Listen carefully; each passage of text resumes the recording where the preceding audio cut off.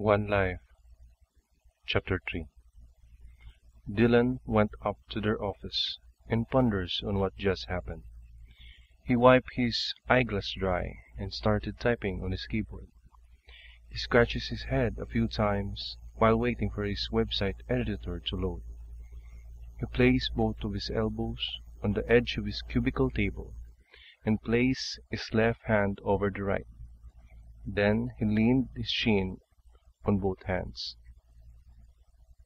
Then his attention shifted on a burger, fries, and coffee that Austin placed on an empty part of his table.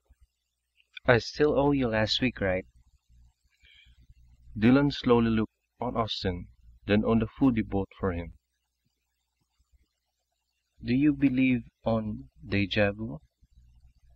Oh, is that what you call when things that is happening today feels like it happened before?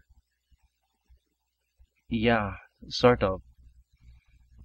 I saw a lot of those on many movies. Yup, but in my case, I think it is happening to me. Oh, okay. I think you should eat your burger before it gets cold. I'm just saying. I know you don't believe me, but I'm also thinking I might have dreamt some of the things happening now yesterday. Anyway, thanks for the food, bro. Anytime, bro. And it's my way of saying sorry about your encounter with Sandra a little while ago. I was so excited, bro. I thought that was your moment. Let's just drop it, okay? Dylan raised both his arms, showing Austin he doesn't want to talk about it. Dylan got busy and buried himself on his work. Dylan had this mannerism when he's thinking, where he strokes his right eyebrow, then brushes his hair alternately with both hands, and leans on his comfy chair while placing both his hands on the back of his head. He was relaxingly staring at the Shrek penny bank on the top of the employee's refrigerator when his supervisor, Thomas Combe, approached him. Hey Dylan, can you check on this? This website seems empty and not yet updated. Can you rush this one for me? Dylan replied politely. Getting back on his work, he noticed his computer notified him that he needs to update his antivirus virus definitions. He looks at the clock. It was 10:20 a.m. Few minutes later, Dylan checked his pockets for mints. He didn't find any. He reached for his bag, checked there, and the only edible thing he found was a rice cake with cheese on top. Dylan is still holding the rice cake when Austin stopped in front of him. He grabbed the rice cake. Thanks, bro. Dylan did not react. You seem packed up. Where are you heading? Guess. Dylan paused and thought about his dream. Third floor. Austin, who is still playing with the rice cake he snatches from Dylan, stopped what he was doing and muttered. How did you... Dylan smiled. Go on. Just tell me about it later. Dylan then proceeds to the restroom.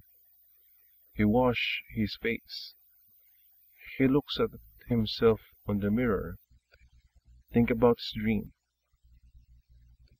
What a crazy day. He then laughs discreetly. A middle-aged man in janitor's uniform walks in, with a mop on his hand. Dylan looked at him through the mirror. The janitor smiled at him. Good morning, sir. You too. You're new here, right? Where is Mr. Watkins? Oh, his wife called the agency this morning, informing the office he's sick and can't work today. So I'm the one they sent for today only. By the way, I'm Charles Hanopi. Nice meeting you, Mr. Hanopi. I'm Dylan Thorne. I work in the next room. Anyway, I gotta go, and see you later. Give my regards to Mr. Watkins when you see him. Thanks. Dylan isn't choosy of his acquaintances. He's very friendly and casual.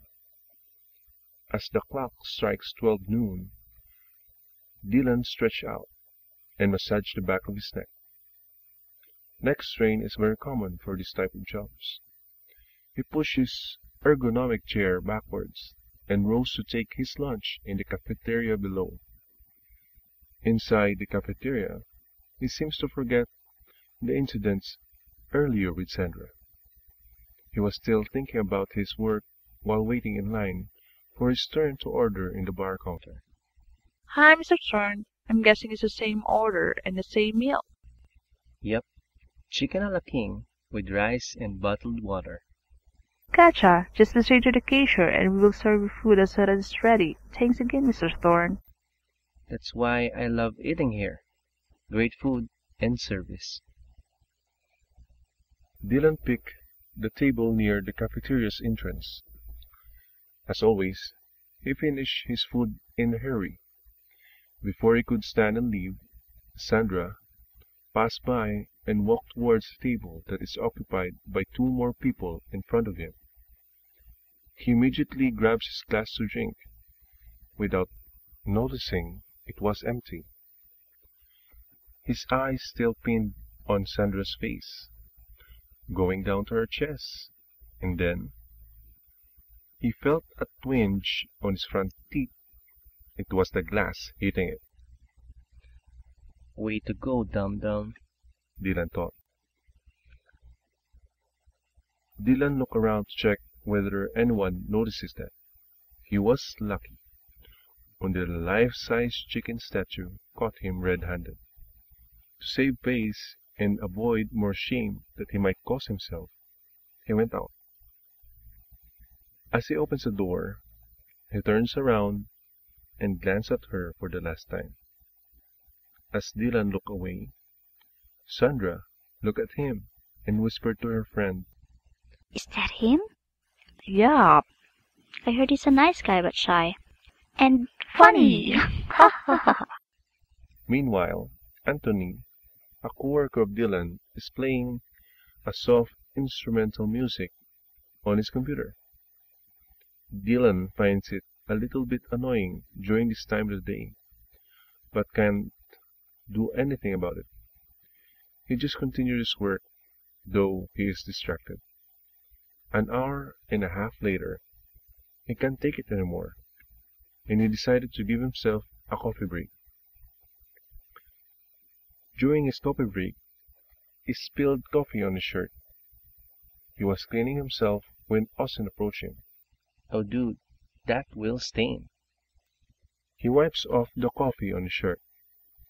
As he continuously looks at the stain, he started to get flashbacks of the same scenario he had yesterday. This time, he's sure that everything is not a dream, but a deja vu. This ends chapter 3 of One Life. Thanks for listening and hope you will continue to visit my channel and hope you subscribe. Chapter 4 will be posted on Thursday. Have a great day.